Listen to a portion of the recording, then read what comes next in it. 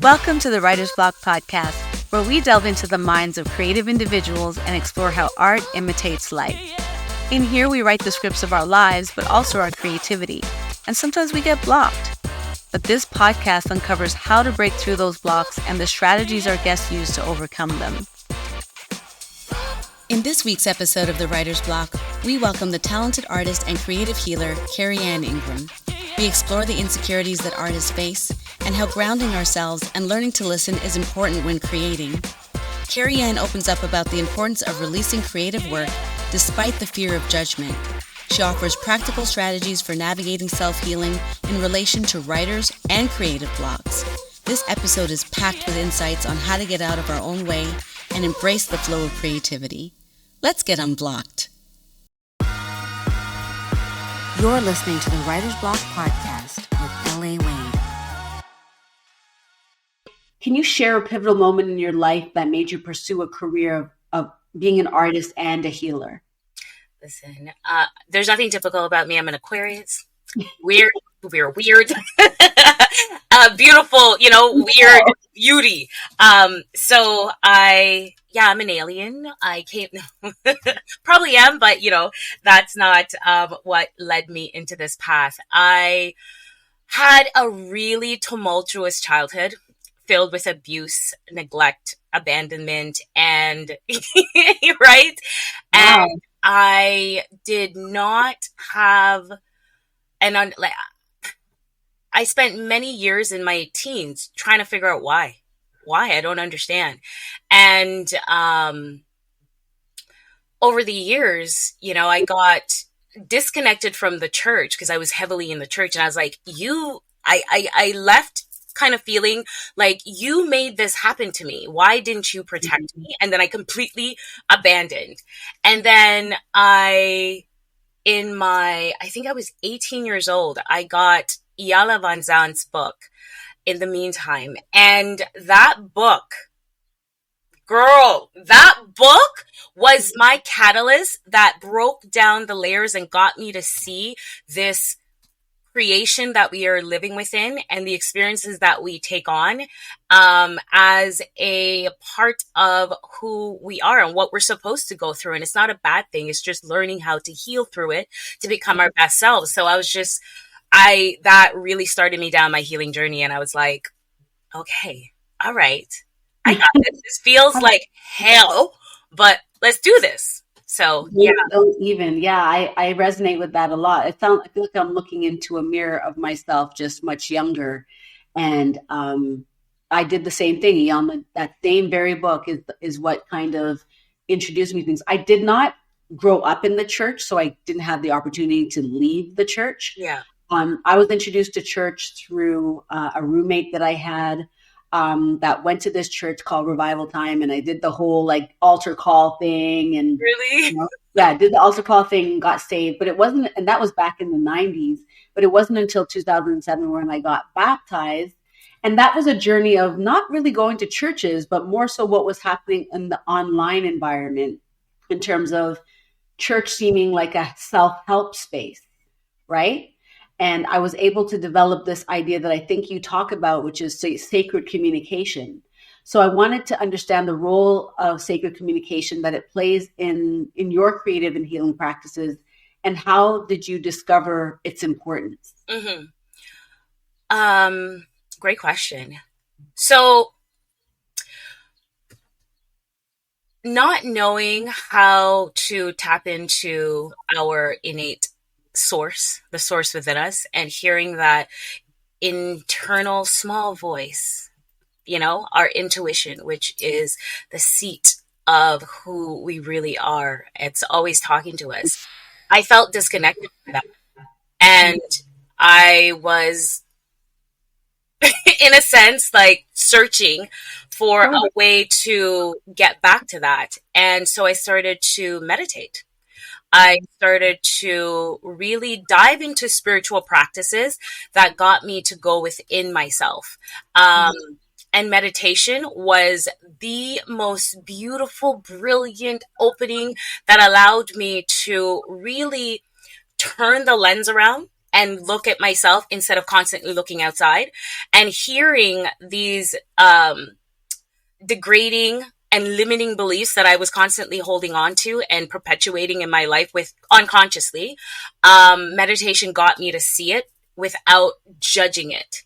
And so I could then let it go and realize that those thoughts and the behaviors that I was perpetuating helped me to become, like, to get through certain stages and certain difficult stages in my life. And that awareness allowed me to become more creative, because, like, I started my healing jewelry business from having to go through a really tumultuous, soul-wrenching experience where I was like, I need to create something to adorn on my body to heal my nervous system. And crystals was always my go-to. So I created it, and then it turned into something that I could deliver to the collective at large that found such great value in it. Mm-hmm. So listening to self, going internally, really gives us the tool, and gave me the tool at the time, build a foundation for me to always go back to. Hence why I'm going away on my silent meditation, because it's a foundation that I built from just listening and knowing that I always have to go back into communion with Source. Yeah. Having met you, everything that you're saying is so distinct and aligned, and it feels like this is who you've always been. And you mentioned abuse before, but there's actually no remnant of that when you interact with you. And I'm just wondering, was there a struggle phase before? Girl! No, because it's like, struggle phase.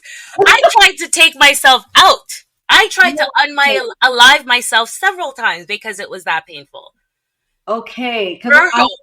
It's amazing then what you're saying in terms of what you have been able to do to transform that kind of energy into something that is more life-giving and more life-sustaining and more life-expanding. And it seems as though you've created an art to healing as much as you've created the jewelers. And I have to talk about the jewelry because I'm just letting my boyfriend know that I really want that $146 one. And yes, I could buy it for myself, but I have a birthday coming up, and there's no reason why I couldn't ask for the universe to provide him with the resources. Right? So he will definitely get that for you. And I'm also going to gift you something personally created and crafted for you. Yeah. Oh, I love. You see, this is the art of healing. You say it out into the universe, and it will delivers. Yes. Abraham Hicks knows what she's talking about. Yes. Well, first of all, what was that moment for you where it started to really change the friction that was happening in learning how to absorb the meditation, absorb the teachings? And then do crystals, I'm doing this as almost like a devil's advocate thing, where do crystals really work? What is this power in these crystals? Absolutely. Okay, so I'll address your first question. Repeat it again for me.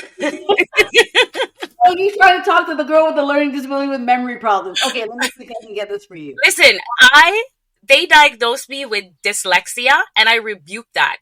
I struggled in school from zero to when I got to Canada, because I think the dyslexia or the mind disconnect came from the abuse that I was receiving at home. But when I decided to say, heck no, I don't prescribe to that, it literally went away. I started to look at it as I learned special. I'm not like everybody else. I don't learn like everyone else. I don't see the world like everyone else. So therefore, I'm going to embrace my unique way of really seeing the world. Look how you have embodied the world. Look at the great, amazing things that you are able to create. That's because of the way your mind is. That's because of the way you see the world, And I'm grateful. Right.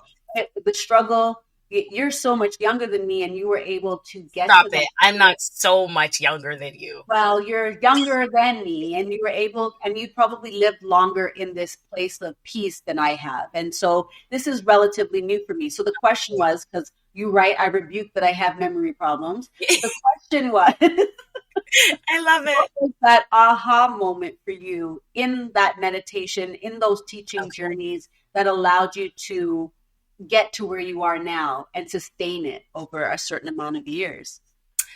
I realized that I was the only one that was responsible for my joy, for my peace, for my healing, for my everything. Me. I did. Something happen? Hmm? Did something happen that made that become that awareness? It was a gradual working at this for years. I've been consciously working at healing myself since I was 18 years old. Like, you know, For me, I got exhausted, right? I was just exhausted of just not getting the results in life that I thought I was working towards mindfully and always going after things. And because I had successes throughout my life, I always thought that as a result of getting those successes, I had conquered whatever it was. But then, of course, the universe would provide a new opportunity to say, here's a test for you. And oftentimes I would fail them. And now it's a little bit different. I've slowed my pace. So the meditation piece or the awareness piece has slowed me down. I'm just wondering, was something like that similar for you, where you just, the trials and errors and then the successes, how did that push you toward who you are now? For me, it was not all the exterior things I always knew was not going to get me anything. It wasn't going to help me heal. Climbing up a proverbial ladder to get any sort of external, material success wasn't going to help me heal. And I knew I came here to heal myself and to embody that for others to break through their pain prison that is holding them hostage to this planet. So for me, my Achilles heel, or like my prison, was not understanding how consciously, intellectually talking to you, I could understand how a mother could abandon her child, lie, abuse, and do all these things to a child. Like, I got it. Oh, her pain, her child. But on the subconscious, the spiritual level, I was like, no, but you were chosen for this role. How could you shuck the responsibility so tremendously? Yeah. How did you, how? I don't understand how a mother who had me in her belly for 9 months could do this to me. There was a disconnect with my rational brain and, my other. Yes, but clearly a disconnect within her also. Right. But for me, that was what was holding me from healing. I couldn't understand. I didn't have an understanding, understanding, no standing on why this woman did this. And I was talking to a friend who was a little harsh in dealing with me, giving me that soul lesson that I needed. She was right in all of how. But she was like, ugh, just get over it already. And I was like, get over it already? That's over it. What? You're so insensitive. In her saying that and me pulling back, I literally, LA felt it was like something turned. Yeah. And then that thing I was holding on to, it's like water, and it was gone. Gone. Wow. And that it doesn't come back. And it doesn't come back. No. Or if it does, you know what to do to. Does not come back. It has not, and it will not come back. I can hang out with my mom, laugh with my mom, hug my mom, be around my mom. She's annoying. She's a mother. The responsibility of what that did to you is maybe that helps. Pardon? A lot of the mothers are not owning it, right? And so they continue to make their child or the life wrong for why they acted the way that they did. Yeah. And I get it, but if I continue to try to heal and forgive in that relationship, but I'm constantly met with that resistance, I don't think I would be able to still interact because I'm in a better place, but I don't think I could provide that much energy towards that because it would bring me back to places I didn't want to be. Would that be the same for you? If that was no, absolutely not. I've gotten into violent, interactions with my mother in the past where I'm like, fuck you, I've never talked to you again. You're a horrible human being. I shouldn't be the one working so hard for this. Bye. And then I don't talk to her for years. But where I got to was this acceptance. There, that click was the acceptance that it's okay that this interaction happened. It is not my fault, nor is it hers. She did her role excellent. Because I am the human being that I am because of I went through all of that. I would not be able to stand so firmly and have a deep understanding of what people like us go through in these interactions. So I can, empathetically relate to people on a soul level. And also having accept it. I don't forgive. I don't do forgiveness. Even though I wrote a book about forgiveness, I don't. You wrote a book about forgiveness and you don't forgive? I don't forgive those who don't, who are not remorseful. Well, so if they're not sorry, there's no need for me to forgive, because that's something they believed in. Their actions is something they believed in, and they hold that. So for me, I accept that that's the way they are, and the acceptance is freedom. I could let it go. Like I could literally let it go and love them and accept that they are living out their path here on this planet that has nothing to do with me. Yeah. If you ran over my foot with your bicycle by accident, you're like, oh my God, I'm sorry, I didn't see you there. That I'm like, I forgive you. That is a forgiveness because you're remorseful and you're like, oh my gosh, it was an accident. I didn't mean to do it. That I could, that makes more sense in my brain. Yes. This may not work for, many people, but for me, that helps me to heal. Like literally my acceptance around the situation helped me to be in this beautiful place where I see my mother as a beautiful spiritual being trying to figure out this existence that we call life. Mm-hmm. I don't expect her to be anything else than who she is at all. Right. Okay. I like that. You've given me some insight around, we always feel like we need to forgive, and we can thank religion for that. Also is what helps, I think, I'm not going to, start a war, but colonization might help us feel more like assimilating when we don't know how to forgive that part. If we start to try to forgive our colonizers. But okay, so the second part of that question was about crystal. First of all, look at me pulling out what I thought I said twice in one little section here with my memory problem. Right, that part, yeah. But the crystals. Yes. What is the essence of these crystals, and what are your two most powerful crystals and why? Okay, so crystals are the earth element. They make up the earth. So rocks are crystals. Like that's what they are. I love rocks. They're just different forms and different sedimentation, like the process, the how they are. But how did you just become a geologist? How do you just know what these rocks represent and what they should do? Well, I've been studying them, spiritually, to understand how they work with the body. So we also have crystals in our body, right? We have in our pineal gland, it is a crystal.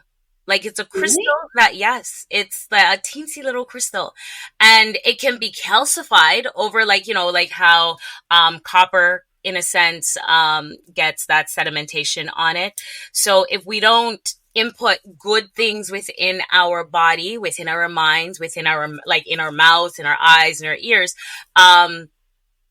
the environmental stuff as well can help to do that, to crystallize it over. So we have to constantly clean, and meditation, good herbs, to cleanse it out is really important. But yeah, like our bones are a form of crystals, our blood, there's. Okay. So when you see these external crystals, how do they match with what's happening internally for us?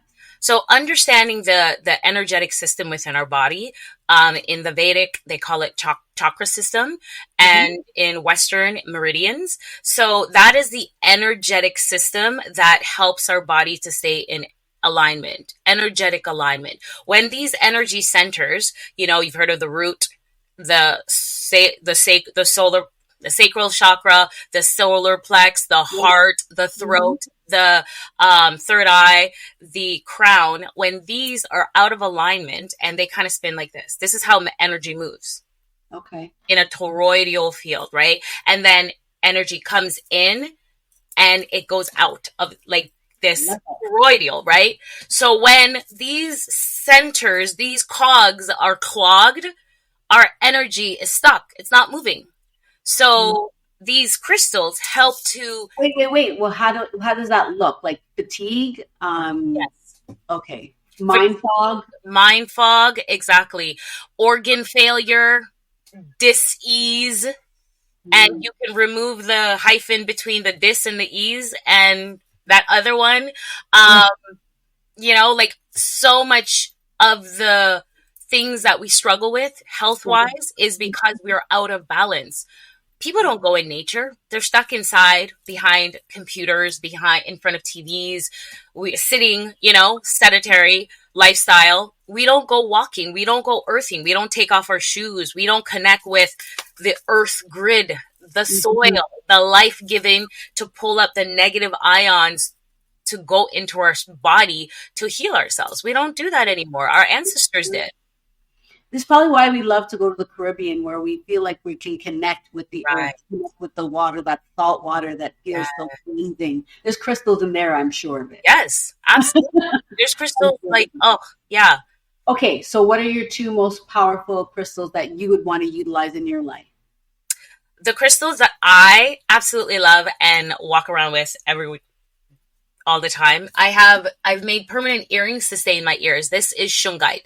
And shungite protects against the EMF, ELF, the electromagnetic pulsation and radiation that we get from our cell phones, all the smart devices we have, all the towers, the cell towers, you know, light towers and all of that is constantly pumping negative ions. So that affects our cells in a negative way. And many people nowadays you'll see walking around with AirPods. They're one of the most dangerous items that we could use.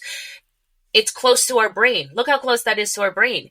And that pulsation is constantly going into our brain. So what do you call it? What did you call it? The name of the crystal? What was the name of the crystal? Shungite. Shungite. Okay, so shungite, and then what's your other like must-have? My other must-have, I have so many. I know. You could have two. So, shungite is a must. And then clear quartz. Clear quartz? Clear quartz. So, this is my clear quartz bangle, but I usually... Do I have one more? Sorry, you guys. You're so funny. Huh? You're so funny. Okay. That's clear quartz. Yeah. So it's in different forms. Oh, cute. Raw. Okay, so what does it do? So this is a great... Where do you get them from? There's crystal shops. There's crystal shops in Toronto. We're in Toronto. That I trust, because not all of them are giving you the right things. We can go foraging for them. They're from the earth, you know, and they're freely available. We just have to do the work, the digging. Yeah. I love that you've turned your artistic being into the healing, and you've amalgamated them into this jewelry line. Yeah. And you definitely magnify the art of healing in that sense. I love that. Thank you. Okay, so we're going to play a little game called Would You Rather? Okay. And because and I'll forget how to say the words just now, so I'm just going to say the very first Would You Rather is, would you rather shungite? Shungite. We don't want shungite. We want... I love it. Shungite. Yes. Would you rather shungite or clear quartz? Shungite. Ooh, that wasn't even a hesitation. Okay. Would you rather be isolated in a silent retreat not being able to go outside, or being completely silent, but with lots of busyness around you? Like in a city? However it comes up for you. This is hard because I need to go outside. Like a game. But I could be silent, so I'll choose The isolation and silence? You might die. Don't you need don't you need some kind of connection is to forever though? Like, is the question that is this forever? ever? Oh, then no, outside. For 30 days. For 30 days? Yeah. Oh, then silent. 30 Okay, days. so you'd rather be locked up in a room with no other people for 30 days than to go out and be silent, but with lots of busyness around you. Mm-hmm. Interesting. Do you think that you would gain a lot of creativity from that? I've done 30 days. Disconnected from, from. like it's not that's nothing. That's, oh my God, that's exciting because you get to just commune with spirit. Do you know how much downloads you get? The insight? You literally... Uh-oh. I just blacked out for a minute. But yeah. You literally get... you come and you glow. I literally glow when I come back. After 30 days, people have told me I'm glowing. I have this halo that they could see. They're not spiritual, but they could see it. That's what sitting in just satnam, meditation, union, with God, yoga, it does. It's amazing. Interesting. Okay. Would you rather have unlimited creative ideas but no time to execute them, or plenty of time but struggle with inspiration? So the first one is currently me. So I think the second one. The second one. So you would rather have lots of time but struggle with inspiration. Mm-hmm. I don't know. I don't think I really want that one for myself. That one I feel I could figure it out. Like, it's struggling isn't a bad thing. No? Struggling, for me, it's an invitation to allow spirit to work through me. So, yeah. Okay. Would you rather explore new creative mediums or perfect what the one you are comfortable with? I already know the answer to that one. Explore. Yes, of course. Would you rather babysit the gremlins or the minions?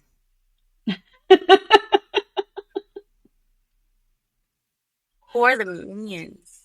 What? You don't know who the minions are? Those little yellow guys that are always causing trouble in the... I don't have kids. You don't need to have kids to know the minions. Okay, let me give you another one. What's your age group again? 80. Okay. 80. Would you rather babysit Bebe's kids or the gremlins? Bebe's kids! Bebe's kids!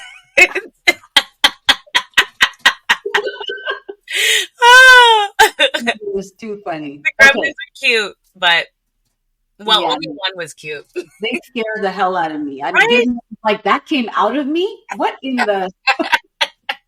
And when you do have kids one day, you might say the same thing. That came out of me.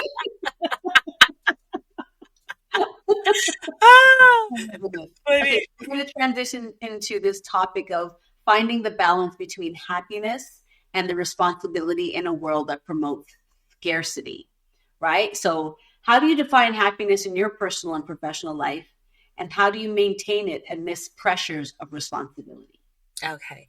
Great question. I don't attach myself to happiness. Happiness is temporary. I focus on joy. Joy is everlasting. And you could be going through the most desolate, experience physically, emotionally. But if you have joy, that's like a solid foundation for you to get through the ickiness. Joy is internal, so I rely on that. I like that. Yeah. I like that. What strategies do you use to balance the pursuit of your creative passions with the practical responsibilities of life? Drugs? No, I'm kidding. I do not do drugs at all. I don't. At one point, I used to smoke Smoke weed? cigarettes. Cigarettes. I Okay. smoked cigarettes, and then when I got my first level of Reiki training in 2012, December, You it left couldn't me. do It more. could not stay in my body. My body needed to be a clean vessel. So I'm grateful for that. I've been smoke-free since. But I I flow, if that makes sense. I accept the challenges. I don't shy away from them. I allow spirit to lead me, and I commune with spirit constantly. I'm in daily, hourly dialogue with source, you Prayer know? without ceasing. Hmm? Prayer without ceasing. Literally, in its full manifestation of it. Yeah. Right? But, Not and it's just like, praying, I it's a don't mean conversation. praying. I just mean like communication for me is prayer. Yeah. So yeah, I would say that. Yeah. Okay. 100% then. Yes, absolutely. Okay. In a world that often promotes scarcity and competition, how do you cultivate a mindset of abundance and fulfillment? Again, going back, you see that breath? Going back to source. What to say here? Yeah. It's really having a solid foundation and knowing your why of why we're here. Like scarcity, there's no scarcity. We live in an abundant world. When we experience scarcity is because we have that mindset of scarcity. So the universe gives us what we ask for in belief and in our actual words. And it is true to that. If we believe that we are going to be broke and sick and, you know what I mean, desolate, the universe is like, you sure? Okay, here you go.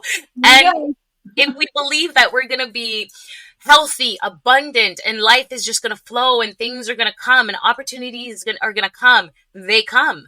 Yeah, And but I'm human. Nobody would say that they want those negative things. So They wouldn't say it.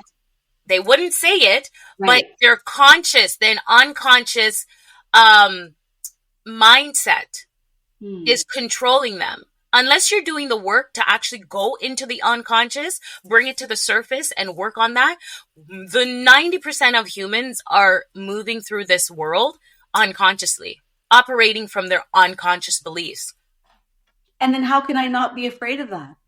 Because I interact with people all the time. This is where my anxiety lies. But why be afraid? Okay, so think about this. You're looking at somebody. You're looking at me right now. Mm-hmm. I am you. I'm a different. I see me in you. There's not a lot of people that I looked at and I see myself in. Right. And that's the scary part. But okay, so even though I'm going to use a Jeffrey Dahmer because that's the extreme, right? Am I supposed to see myself in him? Yes. We are all from the same source. Right. We're here on this planet in different meat suits, having different experiences. Yes. But we come from the same source. We are literally an expression. Like it's my best explanation for this or description is a tangerine, right? When a tangerine is whole, it's whole. It's in its casing. But when you unravel it and you pluck its different parts, you give a peg away, right? And that peg's over there. You give that to that person. So we spread out the pegs.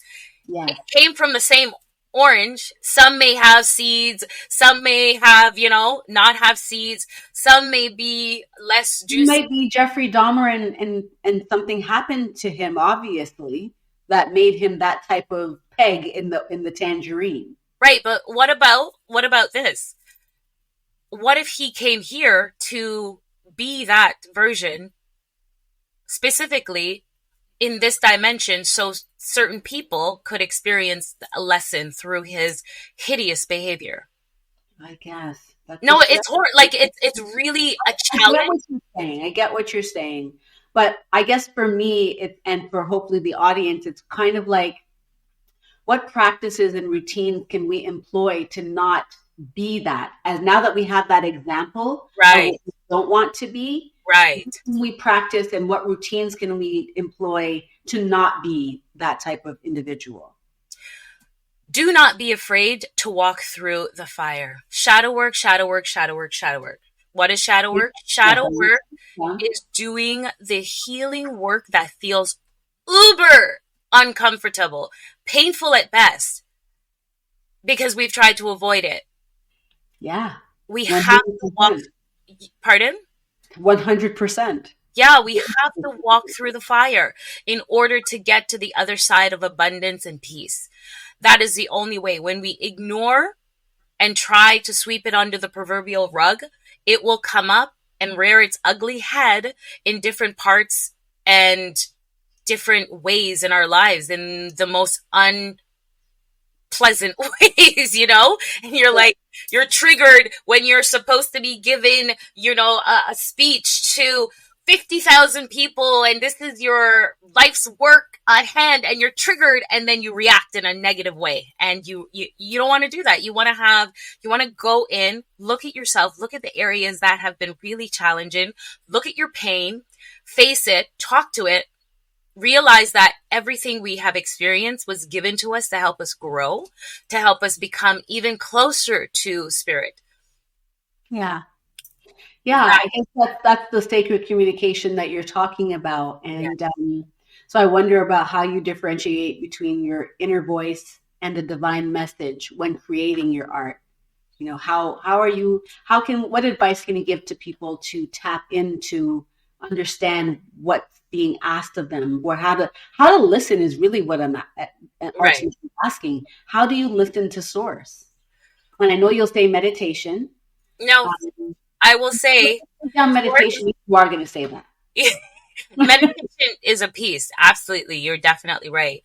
But when we get sacred messages and sacred downloads from source, we're in a situation, and our intuition, which is source, or source communication, because in our womb area is our portal. This is where we women, we bring life into this planet.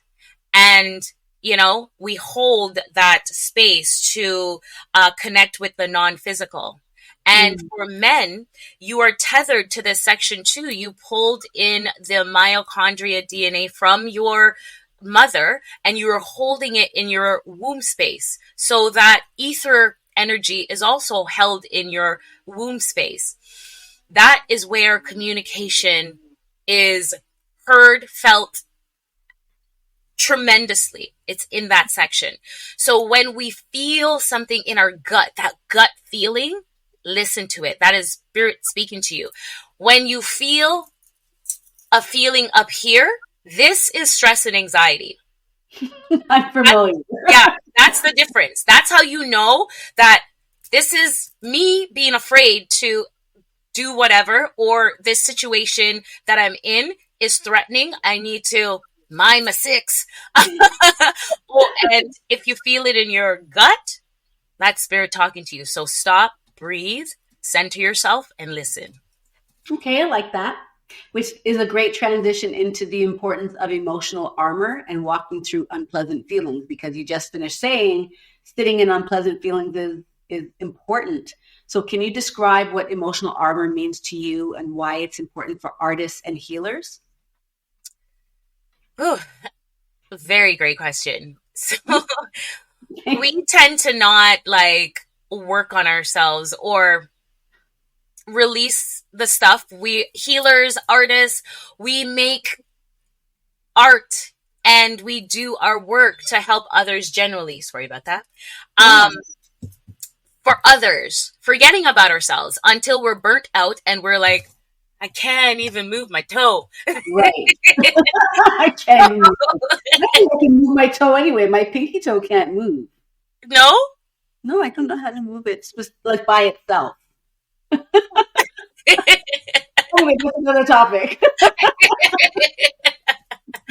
So, yeah, coming back into self and really honoring where you are, honoring the work that you're doing in the world, and really giving yourself time and space to be with your feelings, to be with your emotions, and doing the art or doing the healing work that you do for others, for self, to help you. Like, how often do we, once we start to do the work that we feel we came here to do, whether it's artistry, or healing, which I feel art is a healing art. It is art is healing. It absolutely is. We are doing it for others. We spend more time doing it for others versus spending that time doing it for self as well.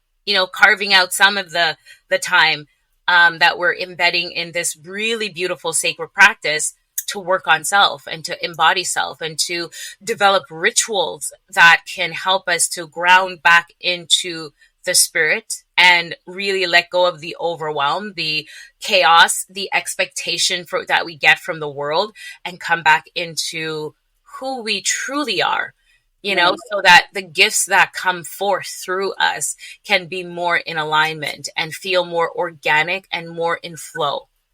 Can you share a personal experience where you had to utilize or rely on your emotional armor to navigate a challenging situation? There's so many. But when I was younger, I did not have a control over my emotional armor. I would allow it to take me over, and I would get lost in it, literally.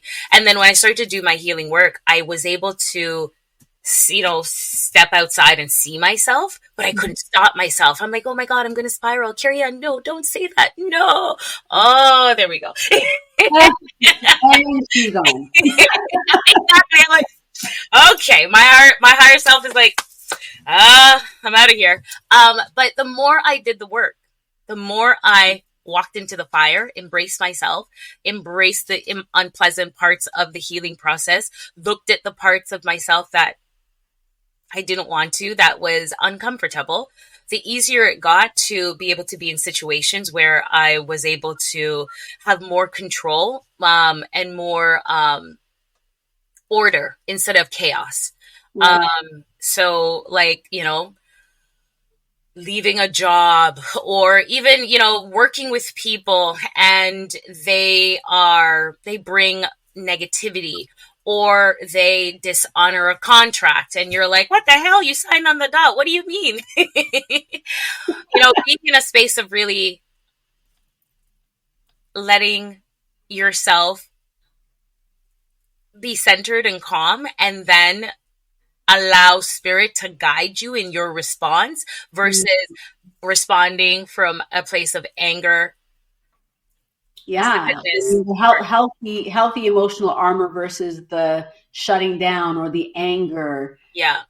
But as to your point, those emotions come up for a reason. Everything is conspiring to help you, even if it might need some prefrontal cortex. I always do this 4 because when you're number 4, your prefrontal cortex isn't working. But when it comes down and this is your brain, the reptilian brain gets covered because it's experiencing something, but it has context. Right. So when you're not able to differentiate between that emotional armor that you're trying to utilize, because this is in play, the reptilian brain, you're just trying to guide this down so that you can have something to guide you and ground you. And I guess meditation is a way to navigate towards that space. 100%. Yeah, that stillness, because it's been a game changer for real. And even the fast that you have me doing, I don't have energy for anything else except staying still. So I'll tell you, there's people in my life that are real happy that I'm doing this fast. We give for some reason now from that place of stillness in a way that I never thought I had energy for. Wow. So yeah, like I'll make this nice meal for others, Yeah. and I can't enjoy it at the moment, but then I'm looking forward to when this is come to a completion. This could be something that I would maybe want to even give to myself. I've never given to myself in that way. Right. The stillness is real. I could talk to you forever. I know, right? I could talk to you forever. You're such a dope ass chick. Oh, thank you. So are Yeah, you? sure. Thank you. But I'm going to end with these. You have the one. I love your website. I was telling Mello, our producer, Thank that you. that your website is just so well done. You can plug it right now if you want. It should Thank come up you. like KerryAnn. Is it KerryAnnIngram.com? That is correct. So well put together. I don't know who developed that thing. It's just so good. You did that shit by yourself? Girl, I didn't want to, but when you're forced, you rebuked everything to make that happen. Girl, if you only knew. Oh my God, I can't even. I don't know. I'd have to be able to like not speak for 30 days to make something like that happen probably, but and that's just not going to happen. So anyway, you have a blog on there that is really great. And I found this thing about the insecurities of artists. And I thought, oh, this is really great in alignment with the ethos of this podcast. Right. So let me turn some of it on to you. We'll do some workshop prompts for self-reflection and healing. Yes. In order to overcome insecurities and fear of judgment, which most artists have. Mm-hmm.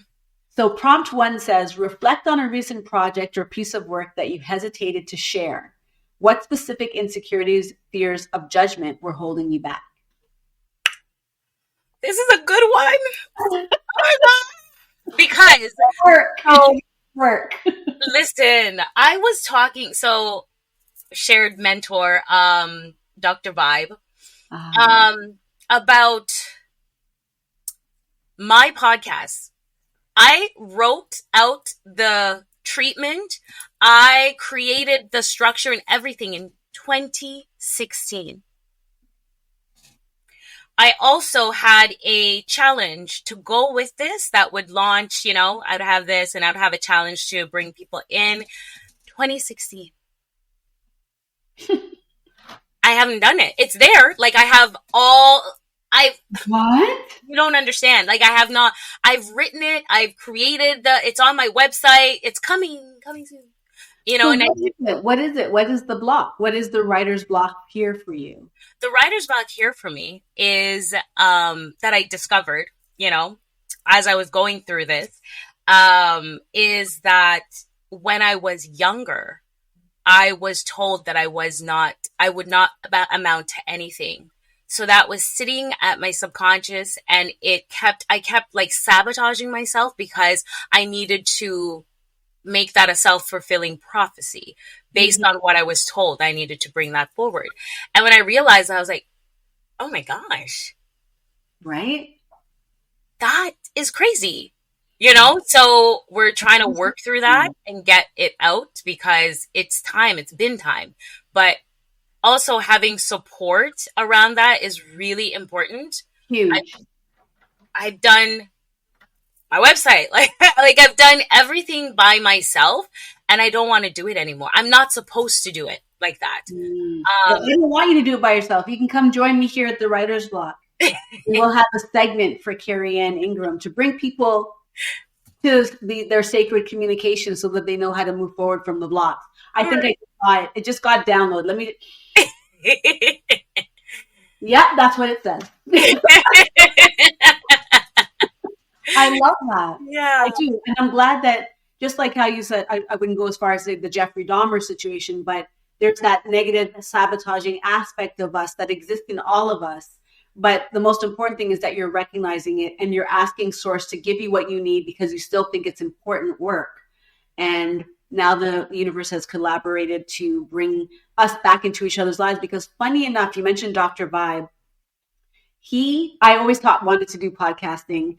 And when I decided to do this older podcast called Cocktails in LA, he is the one that set up an environment for me to try an episode.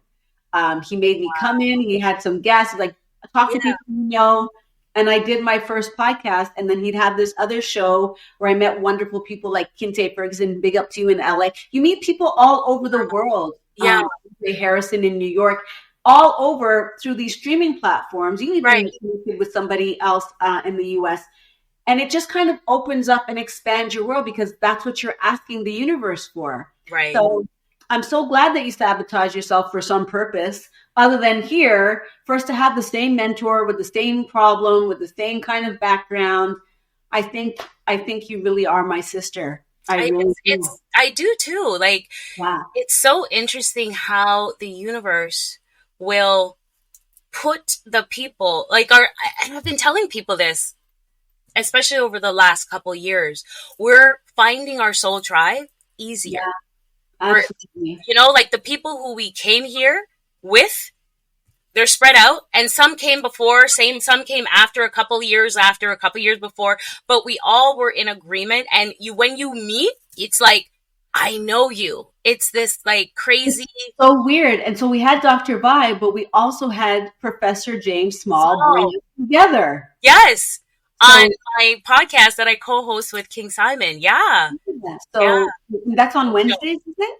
Yeah, tonight. So it's not a podcast. I'm sorry. Show that we have a live show, and Professor James Smalls was on earlier this year, and he's like, I'm going to come to Toronto. I have an event. I'm like, Toronto? I didn't even know you then. Did not know you. Never heard of LA. And I was like, I want to come to this event and support Professor. Then I went and looked up and saw that it was being hosted by a melanated, gorgeous female woman. And I'm like, I'm there. I'm supporting. Coming, I'm there. And when we met, I was like, oh my God, I love her. She's amazing. We're very narcissistic in this way, but I'm here for it. Okay, don't try to get away from some of these prompts. So I want you to think about a time when you received criticism that deeply affected you. How did you process and recover from that experience? So one of which we just spoke about, you'll never amount to anything. Another one that like I didn't understand why I had this fight, this just this struggle and not wanting to be here, but knowing I'm supposed to be here. That's why I tried to unalive myself several times, because I'm like, I don't want to be here. This is painful. Like, what the hell? No. Right. But then, Spirit's like, you're not done. You're not going anywhere. And that came from a memory of my mother telling me, I wish the umbilical cord had wrapped around your neck and killed you.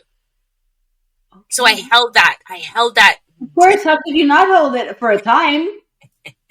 Jeez. Yeah. So little things like that, little things like an experience like that, words like that really sat and really helped to craft me and how I showed up. But as I started my healing, like it took years to get to the point of realizing that I'm not that. It's how a person felt in a moment of whatever they were going through. And people say mean things all the time. It has nothing to do with me. Like it's not about me. Yeah. Some serious emotional armor right there. That's not about me. I don't know who it was that I heard this from, but they used to say return to sender. Like, I thank you for giving it to me, but it's actually not mine. Yeah, I love that. Yes. Return to sender. Yeah. Okay. So this gives up the impression for me. So this is the last prompt that I'll give you this, to consider the role of self-compassion in your creative process. How do you practice self-compassion, especially during moments of self-doubt? Again, it took me a long time to get here, but now I give myself what I know I need. So like, I would feel guilty taking time off. This year I can't do a whole 30-day, but I'm going to do 7. Right. Maybe 8, I would feel, Some compromise. Yeah. But in my past self, like I would feel so guilty. I'm letting people down. I have commitments. How dare I? And then I would go into resentment and anger and internal like angst towards myself. No. So whatever I feel intuitively from spirit that I need to do for myself growth, myself balance, myself healing, I listen. I am really good at listening now where I am in my life, because I understand, or rather I understand that my connectivity to source is really, really powerful, and it gives me the energy like a battery to do the work that I know I came here to do. I cannot be good to anyone if I'm not good to myself. So I love upon myself. I take daily walks. And when I go in nature, I take off my shoes and I ground. I talk to the elements. I talk to the water. I sit in front of the lake and I talk to the lake, because everything is living. Everything has an energy, and everything, all the elements specifically, I talk to the grass. I talk to the trees. Oh my gosh, the trees, how they're connected to the mycelium network, which is connected to the entire planet. You've definitely done a deep dive.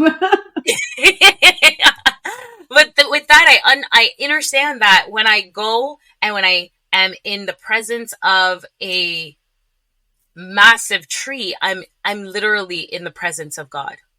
Oh yeah, you can't help but feel that presence when you're that energy, that magnificence when you're standing in. I've been to the redwoods in California, and wow. There's trees where you can drive through it in the middle. Right. In a full car. Right. UV, you can drive through, they've carved out where you can drive through the tree, and it's kind of like, is this real? Right. Yeah, it's magnificent. Thank you so much for all of the vulnerability and the wisdom, the insights, and your energy and charm and laughter and love. You're just such a bright light. I'm so grateful to Source for bringing you into my life, bringing you into the studio of the Writer's Block podcast. Now, if people want to find you, or if you want to tell us a little bit about what you're doing next and how they can interact with you, where should they go? So you can find me on KerryAnnIngram.com, spelled just like it is here. And I actually have a really awesome event coming up. And I say awesome because it will help to unblock, remove trauma, help you to find your balance and your peace again. On August 8th, so the 888 portal for those who are into that, who understand what is happening with the planet. And this year specifically is a really pivotal time as we move into this phase of the seasons to get your inner vessel in order. Because the attack on our nervous system is real, y'all. It is real, but you're the only one responsible for getting that back in balance or keeping it in order. So I'm doing that in the park with my sound bowls, gonna have a full outlay of them and different instruments by the water, sunny day. And you just have to come with your yoga mat, your blanket, if it's probably going to be really hot, but some people like to cover your eye mask, and you just allow the sounds to wash you. And this will be a beautiful experience. It's a free offering, and I'll share more in the coming days. But yeah, and we'll put it into the show notes when the people get because I think it will come out. This episode might get released a week before that event. So it's perfect timing, actually. Awesome. So, thank you, everyone, for listening to the Writer's Block podcast. And thank you to my sponsors, TRF Media. Big up yourself, Mello. And he's producer extraordinaire. Awesome. And, of course, my own wine brand, Thirsty AF, courtesy of CH Hot and Wine. I'm so grateful to have these people in my life. And if you want to learn more about myself, you can go to This Is LA Wade Inc. on Instagram, or at the writersblock.podcast on Instagram. But most importantly, for any of the show notes and all of the things happening with LA and the things that she gets into, because she's a creative that stays ready, you can go to thisislawade.com. So thank you so much, everyone. Happy writing, happy creating. Namaste. Namaste. Much love. Thank you. Bye. You're listening to the Writer's Block podcast with LA Wade. Hi, everyone. This is Kerry-Ann Ingram, certified Reiki master, spiritual guide. I just got unblocked on the Writer's Block podcast. One piece of advice I would like to leave everyone with is to really take time out to go into self. Take some quiet time, even if it's just an hour a day. Spend that time really just being still and going into yourself to recommune with Source so that you can hear what you need to be your best and most whole self again.